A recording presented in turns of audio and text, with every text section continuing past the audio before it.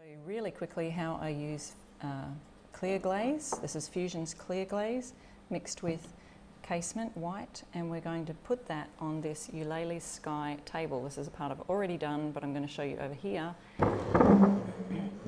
how to get that whitewashed look. So I've got some clear glaze on my Stelmeister brush. I'm going to just paint it on there.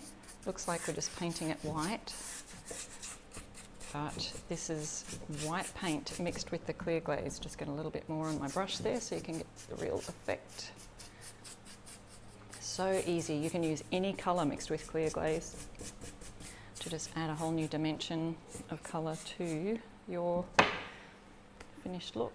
So we just take a clean rag and wipe back the paint and the glaze, and you'll see that it sits in all the crevices beautifully, just along here.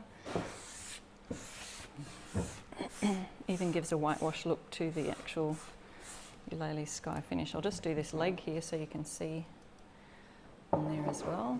Just adding a bit more paint to my brush, and you can see where I've kind of overlapped the glaze mixture here, but we're just going to go right over that. And you have a fair bit of open time using the glaze, so you don't have to stress about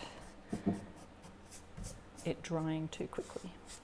So there we go, just do this section so you can see a difference. We get a clean section of our rag, wiping it back. You can see that it sits, if you have more brush strokes, it'll sit in those little brush strokes, creating a beautiful weathered look on your furniture.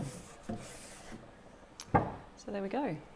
It's Fusion's clear glaze mixed with white casement over the top of Miss Mustard Seeds milk paint in Eulalie Sky. Gorgeous whitewashed finish.